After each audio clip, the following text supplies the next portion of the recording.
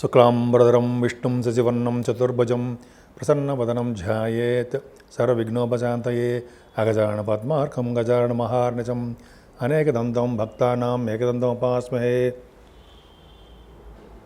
ఓం గం గణపతయే నమః. ఓం శ్రీమాత్రే నమః. ఓం శ్రీ గురుభ్యో నమః. మా ఆది ఆశ్వాలను చూస్తున్నటువంటి మీ అందరికీ, అలాగే విదేశాల్లో కూడా ఉంటూ నన్ను ఎంతగానో ప్రోత్సహిస్తూ నాకు ఫోన్లు చేస్తూ నిరంతరము నన్ను డౌట్లు అడగడం, మీరు ఫాలో అవ్వడం అనేది చాలా బాగుంది. మీ అందరికీ పేరు పేరున నా హృదయపూర్వక నమస్కారాలు. అలాగే మా ఆది అష్టాదశి తరపు నుంచి నేను మీ వాడ్రేవాది నేను చెప్తున్నాను.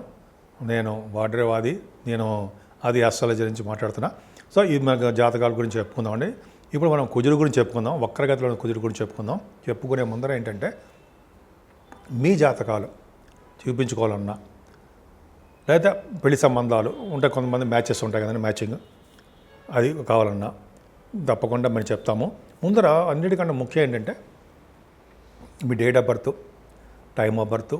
అంటే టైమ్ ఆఫ్ బర్త్ అంటే మీరు ఎప్పుడు పుట్టారు, మీ ఏ సంవత్సరంలో పుట్టారో అలా ఆ date of birth, time of birth, place, main important place కూడా అండి.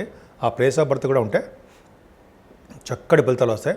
మీరు ఉద్యోగం కానీ, లేకపోతే వివాహం అవ్వాలన్నా, లేకపోతే ఎప్పుడు ఉద్యోగం వస్తుందని కానీ, ఎప్పుడు వివాహం అవుతుంది, అదే శుభకార్యాలు ఎప్పుడు చేస్తాము, మా ఆదేశాల తరపున నేనే చెప్తూ ఉంటానండి ఎక్కువగాను.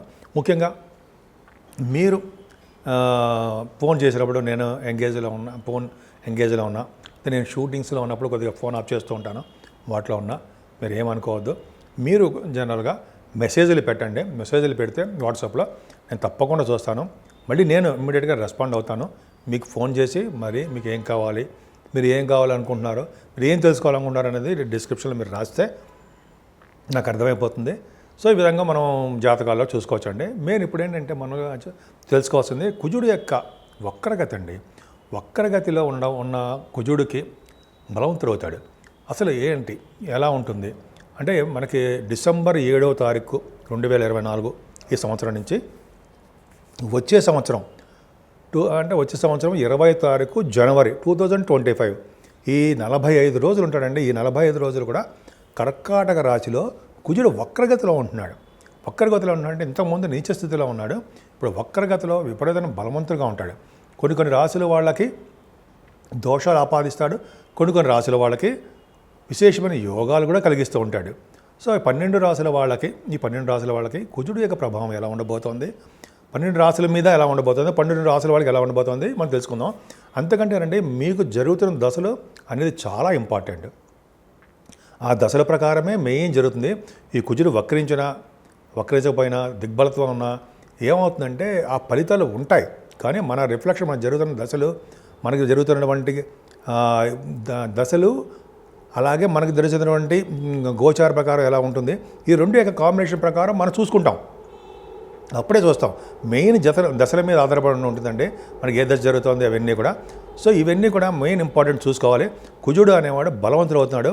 45 రోజుల పాటు అక్కడ దిగ్బలత్వం కాదు కానీ అక్కడ ఉండిపోయాడు, కర్కాటక రాశిలో ఉండిపోయాడు. సో ఈ రాశిలో ఉండిపోవడం వల్ల ఎలా ఉంటుంది, దేశానికి ఎలా ఉంటుంది, మన రాష్ట్రానికి ఎలా ఉంటుంది, మన మీద ప్రభావం మెయిన్ మన మీదేనండి. రాష్ట్రం గురించి, దేశం గురించి మనకి అంత వద్దు. మన మీద ఎలా ఉండబోతుందో ఇప్పుడు మనం తెలుసుకుందాం. 12 రాశుల వాళ్ళకి ఎలా ఉండబోతుందో ఇప్పుడు తెలుసుకుందాము. వృశ్చిక రాశి వాళ్ళకి కుజుడు మీ రాశ్యాధిపతి కదండి, 6వ ఇంటి వాడు కూడా అయ్యాడు కదా. సో మీ రాశి వాళ్ళకి కుజుడు భాగ్యస్థానంలో ఉండి వక్రగతిలో, అంటే ఆయన ఉచ్చ స్థితిలో ఉన్నాడు లెక్క. అంత అద్భుతంగా ఉన్నాడు. రాశ్యాధిపతి భాగ్యంలో అంటే భాగ్య వృద్ధి అవుతూ ఉంటుంది. పైగా మీకు తెలివితేటలు నేమ్ అండ్ ఫేమ్ రావడము, కష్టపడి పనిచేయడం అన్నీ ఉంటాయి కదా మీకు నేమ్ అండ్ ఫేమ్. ఎందుకంటే కుజుడు మీరు రాశ్యాధిపతి భాగ్యంలో అంటే మంచి విపరీతమైన సంపదలు, మీ ఐశ్వర్యము, తెలివితేటలు, అదృష్టము తోడుగా ఉంటాయి. పైగా మీకు 3వ భావన కూడా చూడడం వల్ల ప్రయాణాలు చేస్తుంటారండి. న్యూస్ని ఎప్పుడు అంటే న్యూస్ రీడర్స్ వాళ్ళకి, పత్రికా రంగంలో పనిచేసే వాళ్ళకి అద్భుతమైన ప్రగతి ఉంటుంది. వాహన యోగాన్ని ఇస్తాడు. మీ తమ్ముళ్ళకి, మీ చెల్లెళ్ళకి, తోబుట్టువులకి అంటాం కదా, వాళ్ళకి మంచి సంపదలు, వాళ్ళ వల్ల బంధువులను ఇష్టపడము, వాళ్ళ వల్ల మీ సహాయ సహకారాలు ఉంటాయి. మీరు వృశ్చిక రాశి వాళ్ళకి ఫోర్త్ భావాన్ని శని ఉన్నా సరే ఫోర్త్ భావాన్ని కుజుడు చూస్తాడు. ఫోర్త్ భావాన్ని శని ఉన్నాడు, ఫోర్త్ భావాన్ని కుజుడు చూస్తాడు. కుజుడు చూడడం అంటే తల్లిదండ్రులు తల్లి బాగుంటాము, తల్లిగారు బాగుంటాము. అలాగే విద్యలో కూడా ఎన్ని ఆటంకాలు కలిగించినా సరే మీకు విద్యలో కూడా రాణిస్తారు. అలాగే వాహనాలు, గృహాలు తప్పకుండా కొనుక్కోవడానికే ఈ కుజుడు మీకు యోగానికి అవకాశాలని కల్పిస్తూ ఉంటాడు. పైగా కొంతమందికి పంట పొలాలు ఉంటాయి సరే, అవి కూడా మీకు సక్సెస్ అవుతారు. 6వ భావాధిపతి 9వ భావంలో ఉన్నాడు. అంటే ఏంటంటే మీరు గవర్నమెంట్ ఉద్యోగాల కోసం ట్రై చేస్తున్నారు సరే, ఆ కుజుడు కారకత్వం వల్ల కుజు స్తంభన అంటారు కదండి. కుజు స్తంభన బాగా సీరియస్గా ఉంటాడు, కుజుడు ఫైరీగా ఉంటాడు. సో కర్కాటక రాశిలో ఉన్నాడు కాబట్టి నీళ్ళలో ఉన్నాడు కాబట్టి కూల్గా ఉండడానికి అవకాశం ఉంది. ఏదైనా శత్రు భయం కానీ, రుణ భయం కానీ, రోగ బాధలు కానీ ఉపశమనాన్ని ఇస్తాయి మీకు. ఏమి ఇవ్వాల్సిన అవసరం లేదు. పైగా విదేశాలు వెళ్ళడానికి 6th హౌస్ లార్డ్ బాగున్నాడు కాబట్టి విదేశాలు వెళ్తారు. మంత్రి పదవులు, రాజకీయ రంగంలో ఉన్న వాళ్ళకి మంత్రి పదవులు రావడము, మంత్రసిద్ధి కూడా కలుగుతుంటాయి. అంటే గాయత్రి మంత్రం చేసిన వాళ్ళకి, మంత్రాలు చేసిన వాళ్ళకి అద్భుతంగా రాణిస్తారు. ముఖ్యంగా కుజుడు భాగ్యంలో ఉన్నాడు. ఇక్కడ చెప్పాలి, భాగ్యంలో ఉన్నాడంటే సంపదలు పెరుగుతాయి. కుజుడు మీకు భూకారకుడు కాబట్టి భూముల వలన సంపదలు పెరుగుతాయి, గృహాల వలన సంపదలు పెరుగుతాయి. వాహనాలు, గృహాలు మీరు కొనుక్కోబోతున్నారు, భూములు కూడా ఉండడానికి అవకాశాలు ఉన్నాయి. అలాగే కుజుడు 9th భావంలో ఉన్నాడు కాబట్టి విదేశీ పర్యటన చేస్తారు. కుజుడు కారకత్వంలో ఉండే బిజినెస్లు బాగా డెవలప్ అవుతాయండి. Electricity, electronics, communications, computers, hardware అంటారు సరే, అవి కుజుడు కారకత్వంలో ఫార్మా రంగము, ఇవన్నీ కొన్ని రంగాలు ఉన్నాయి కదా. ఆ కారకత్వంలో కుజుడు కారకత్వంలో అన్నీ బాగా డెవలప్ అవుతాయి. ముఖ్యంగా రియల్ ఎస్టేట్ రంగంలో ఉన్న వాళ్ళకి, సాఫ్ట్వేర్ రంగంలో ఉన్న వాళ్ళకి కూడా మంచి వృద్ధి కలుగుతుంది. వాళ్ళు అనుకున్న పనులు ఖచ్చితంగా నెరవేరుతాయి. సో కుజుడు ఈ విధంగా 12th భావం కూడా చూస్తానండి. అధికమైన ఖర్చులు కూడా మీకు చూపిస్తుంటాడు. 12th హౌస్ లార్డ్ కూడా బాగున్నాడు కాబట్టి విదేశీ పర్యటన ఉండడానికి అవకాశాలు ఉన్నాయి. ఏదేమైనా ఖర్చులు ఎంత బాగున్నా, భాగ్యస్థానాలు ఎంత డబ్బులు ఇచ్చినా అంత డబ్బులు కూడా ఖర్చు పడడానికే ఎక్కువ అవకాశాలు మీ వృశ్చిక రాశి వాళ్ళకి ఉన్నాయి. ఇప్పుడు మనం రెమెడీస్ గురించి తెలుసుకుందామండి. కుజుడు అనుగ్రహం 12 రాశుల మీద కలగాలి, అవునా? ఇప్పుడు కుజుడు కొన్ని రాశులకి యోగాన్ని, కొన్ని రాశులకు అవయోగాన్ని కలిగిస్తున్నాడు కదా. ఈ స్ట్రాంగ్గా ఉండడం వలన, ఆయన అంటే కుజు స్తంభన వలన, కుజుడు యొక్క రెట్రోగేషన్ వలన కొన్ని రాశులకి ఇబ్బంది కలిగిస్తున్నాడు. అది ఇబ్బంది మరీ ఇబ్బంది కాదు, కానీ కుజుడు యొక్క అనుగ్రహం కలగాలి కదండి మనందరూ, అన్ని రాశుల వాళ్ళకి, మనందరికీ బాగుండాలి కదా మనందరం, అవునా?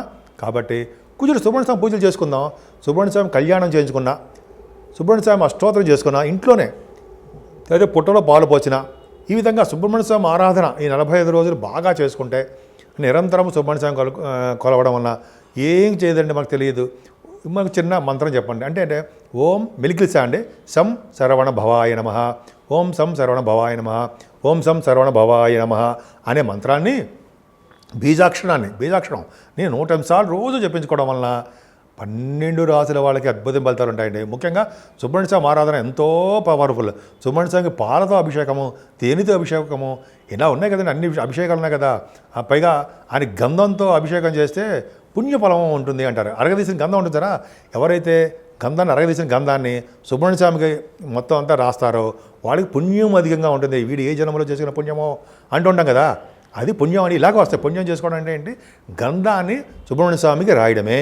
సుబ్రహ్మణ్య స్వామి అంటే మనకు విగ్రహం ఉంటుంది, అయితే మా ఇంట్లో పాము కూడా ఉంటుంది, 5 తల పాము, వెండిది, బంగారం, పూజ చేసుకున్న, పాల అభిషేకం చేసుకున్న అద్భుతమైన ఫలితాలు వస్తాయి. ఈ విధంగా సుబ్రహ్మణ్య స్వామి పూజ చేసుకుంటే ఏ ఫలితాలు వస్తాయి? భార్యాభర్తల విషయంలో అనురాగం పెరుగుతుందండి, మనస్పర్ధలు ఉండవు, త్వరగా వివాహ శుభకార్యాలు జరిగిపోతాయి, వివాహాలకి ఆటంకం ఏర్పడదు. ముఖ్యంగా సంతానం విషయంలో ప్రాబ్లమ్స్ వస్తాయి. సార్ పుట్టట్లేదురా బాబు సంతానము, ఎట్లాగ అనుకుంటాం కదా చాలామందికి. కుజుడి ప్రభావం, సర్పదోషం ఉంటుంది కొంతమందికి, అంటే రాహుకేతులకి కుజుడి ప్రభావం ఉంటుంది. ముందు కుజుడి ప్రభావం కాబట్టి పంచమస్థానంలో సంతాన విషయంలో ఇబ్బంది కలుగుతుంది. కాబట్టి ఈ సుబ్రహ్మణ్య స్వామి పూజ చేసుకుందాం, ఇబ్బందులన్నీ తొలగిపోతుంటాయి. అలాగే ఇంకా చెప్పాలంటే ఈ కొంతమందికి ఉద్యోగాల భద్రత ఉండదు, ఉద్యోగాల కోసం కూడా ట్రై చేసే వాళ్ళకి, విదేశాలు వెళ్ళడానికి ట్రై చేసే వాళ్ళకి, ఇలాగ అన్ని యాంగిల్స్ చూసి, అంటే అన్నిటి ప్రభావం యొక్క కుజుడే కారకుడు అవుతాడు. ముఖ్యంగా సంతాన విషయంలోనూ, భార్యాభర్తల విషయంలోనూ, భార్యాభర్తలు విడగొట్టాలన్నా కలపాలన్నా కూడా ఆయనే కారకుడు అవుతాడు. పైగా ఇంకా చెప్పండి వివాహ శుభకార్యాల్లోనూ అనేక రకాలుగా యాక్సిడెంట్స్ కాకుండా, ఆయన మరి రోడ్డు ప్రమాదాలు కలగడానికి, యాక్సిడెంట్ కలగడానికి, బోన్స్ తిరగడానికి, రక్తం కారడానికి, ఇవన్నీ కారకుడు ఆయనే కదా. అవన్నీ కాకుండా సర్వదా రక్షగా ఉంటాడు సుబ్రహ్మణ్యుడు. కాబట్టి సుబ్రహ్మణ్య స్వామి ఆరాధన ఎంత చేసుకుంటే అంత అద్భుతమైన ఫలితాలు ఇస్తారండి. కుజస్తంభన కాబట్టి చెడు ఫలితాలు ఎక్కువ, అంటే ఆయన బాగా రెట్రోగేషన్లో ఉన్నాడు కాబట్టి ప్రాబ్లమ్స్ క్రియేట్ అవుతుంది. మనకేం చేయడు. మన రాష్ట్రానికో వేరే వేరే రాష్ట్రానికి చిన్న చిన్న మనస్పర్ధలు ఏవో వస్తుంటాయి, అది పక్క పెడదాం.